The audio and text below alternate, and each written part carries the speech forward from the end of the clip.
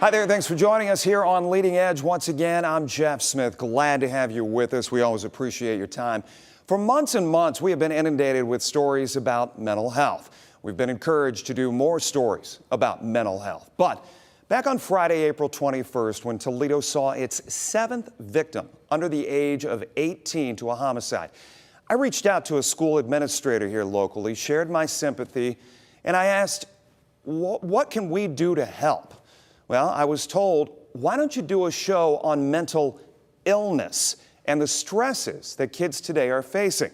So that's where we are today. Promise kept. From Harbor, I want to introduce to you our guest here, Dr. Philip Atkins. He is both the Chief Care Coordinating Officer, and Coordination Officer. I will get that correct, Great. Philip. And also Vice President. Good to see you. Thanks for being here. Thanks for the invite. My favorite topic. Well, I'll tell you what, it's a weighty issue. And we talked about social media last week here on the show and the influences that can play. And we'll get into that a little bit because that is a new dynamic for these youngsters that I want to talk about. However, I want to start off, if we can, kind of breaking down the difference when we talk mental health versus talking mental illness. And what is the difference we should focus on? Well, you know, mental illness is, it's a clinical diagnosis. So there are, it's things like anxiety and depression and ADHD and adjustment disorders where they have a specified cluster of symptoms and diagnoses. So a licensed clinician or physician would diagnose a kid with mental illness. Typically, there are disorders that we see in childhood that go along with children's development or trauma. And then there are mental illnesses that tend to emerge a little bit later in life. Early adulthood is kind of that prime time for some of the major mental illnesses like schizophrenia. So mental health, on the other hand, is kind of just, it's like reversing the telescope. Yeah. It is looking at things from all of those factors around a person, their context, their life experience, and trying to raise the bar on our overall mental wellness. So we have to concentrate on both. You know, we can do things broadly across the population of kids to raise their mental health, but we also have to really focus excellent high-quality treatment for those kids with mental illness. We talked before we came out here today. So many studies have come out over the last decade. In fact, over the last couple of years since the pandemic, there's really been that focus on mental health. And while so many people want to focus on what COVID did to our mental health and creating mental illness, as it were, some of these studies, Brookings Institute, I told you, came out with one that said a lot of these issues that exist today, they preceded COVID. They preceded the pandemic by 10 years. How is that possible? Easily. Why wasn't it so much on the radar as it is now? Well, I think a couple of things. First of all, it's like, you know, you can't review the game and play it at the same time. You know, we're experiencing this in real time. So as things develop, the internet and broader exposure for kids to things like guns and violence and early sexual identity and exploitation, we're living that in real time. So you don't really notice it. But when we can kind of look back at that period, it becomes much more clear in the context. The pandemic certainly made things that were already there so much more difficult. And that's not true just for kids, that's also for adults. And I think many of us have tried to move on from the pandemic and tried to kind of just kind of get back into the lane we were in beforehand. But, you know, it's really important to see that the kids, many disorders associated with childhood have to do with development and child development. And their development, key parts of their development were kind of really, you know, stopped. Minimized. Yeah, absolutely stopped. The brakes put on. And so... Let me stop you right there and just say, because as you said, we get into this mindset that we're all moving on, right? As adults, we're mature, we can move on. What did that isolation do to our kids? Well, you know, particularly when we're talking about preteens and adolescents, Adolescents develop in the context of other adolescents. I mean, that's their job at that time. That is that's what their developmental task is, to make friends and live outside of that family unit and connect to a larger school culture. So when that shut down, those developmental needs didn't go away. They just didn't happen in the same way. So the growth was stunted. Yes, it's like, think about a dandelion. A kid being a dandelion and growing in the sidewalk. And the dandelion's job is to break through and bloom through that crack. And there's all kinds of these developmental milestones that it goes through. But if that sidewalk is then we put concrete right over that, it's so much more difficult. And that pandemic just sits on top of all of us still in a way that has really stopped development, but most acutely for kids. When I talked to that school administrator, once again, going back to what I said at the top of the show, and we talked about the violence we've seen on the streets and what's going on with kids and why they're resorting to violence.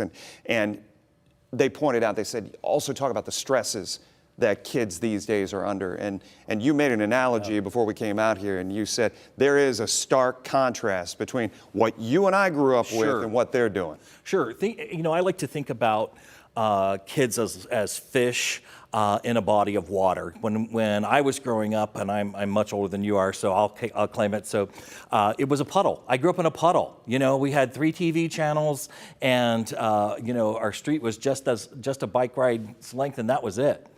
As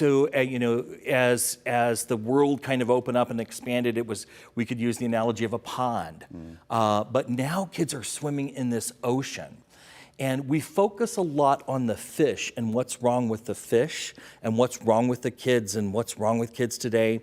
But what we don't really focus nearly as much on is the quality of the water. And the quality of the water, regardless of the kid's size of body of water that they're swimming in, has become more polluted.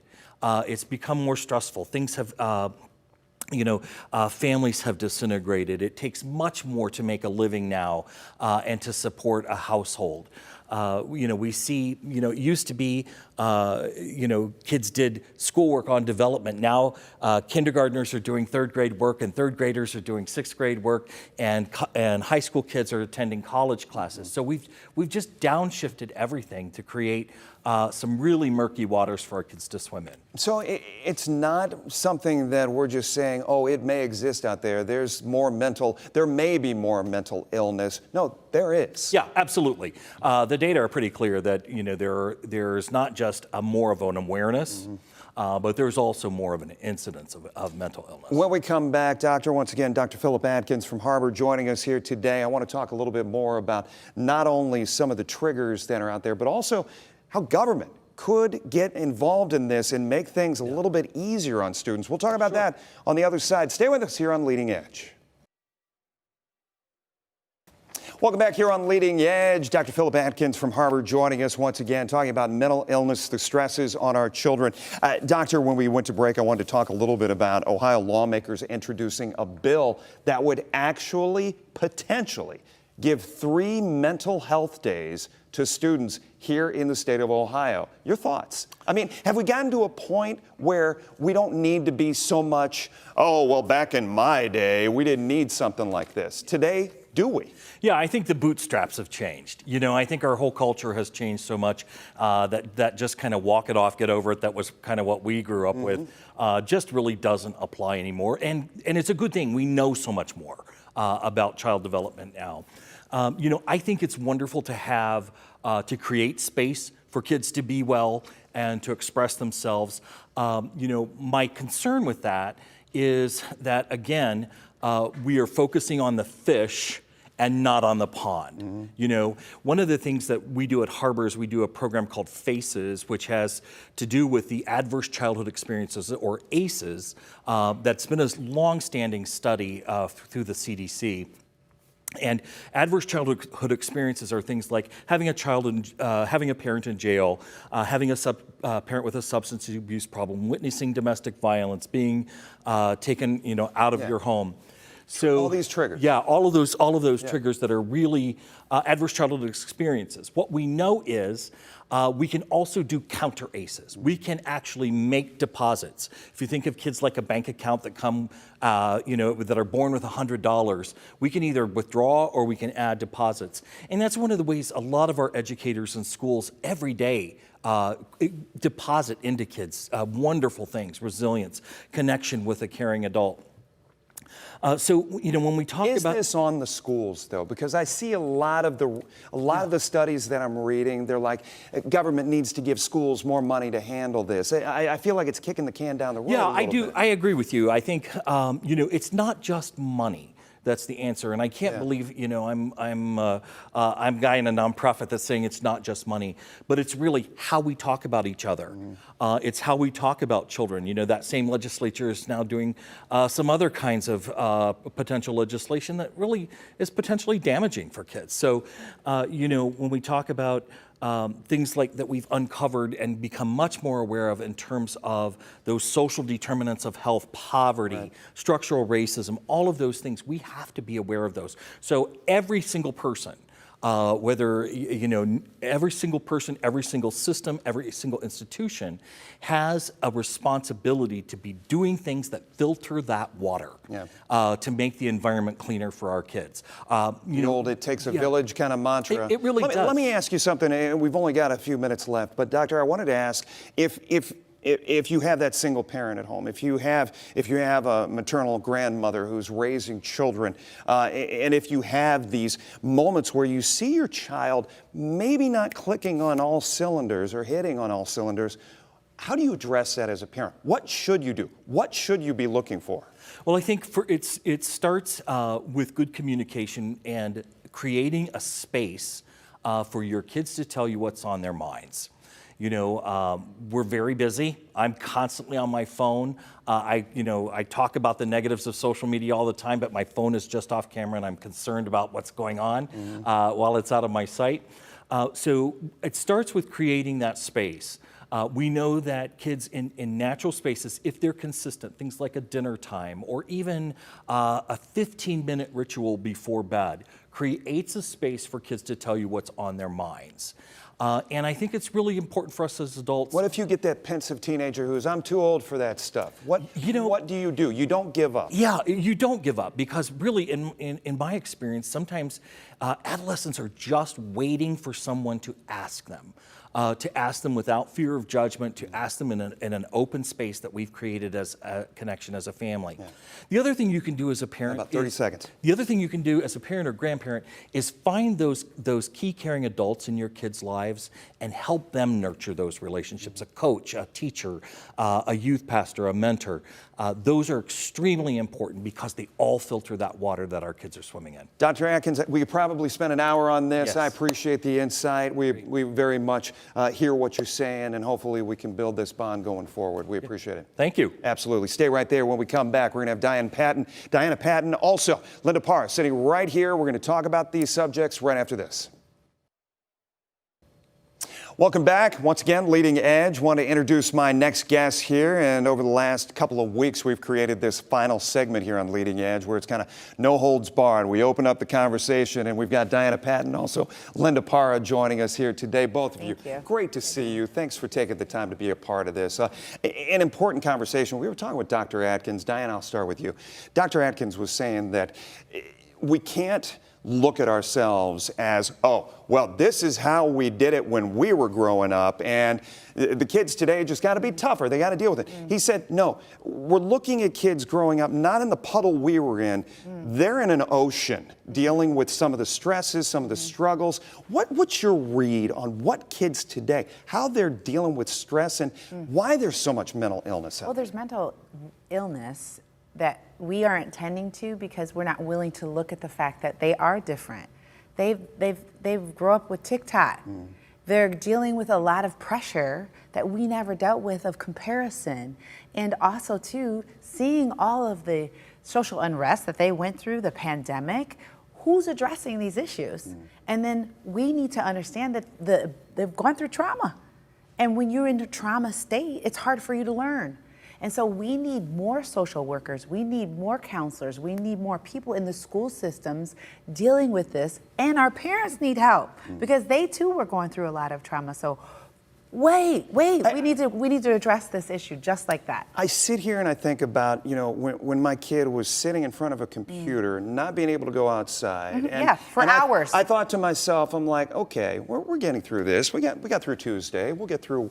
All right, Wednesday wasn't bad. Thursday, it was the same thing, repetition. But Linda, I guess we never considered what it was actually doing to those adolescents and what we're seeing now. What's your read? What we're seeing now is more anxiety and depression in our youth. And I think, like she mentioned, we need more professional. We need to talk more about this issue. It's everywhere, not only in the school. It's in our communities. So in our Latino community, we had a really high percent of mental health issues, especially in youth. And how we can address that? Well, we had a big issue. We don't have enough bilingual professionals to treat our Hispanic community. Language barrier is a big issue.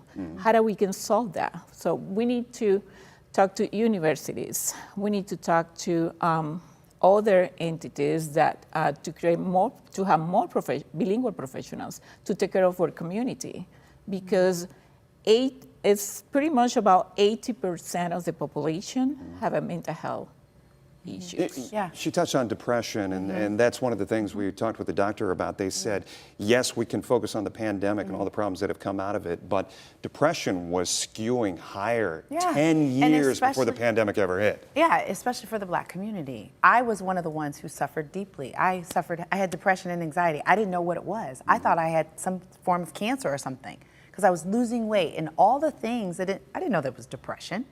Well, if I'm going through something like this, what are our kids going through, right? And I think we also have a cultural barrier because from the Black community, we pray things away, right? We don't go to counseling and we don't understand the science because no one's talking about this. In fact, I had an event, Black and Brown Women Rising, 62 women out of the 85 women surveyed said, yes, I've suffered from depression and anxiety. How many people felt comfortable talking about it?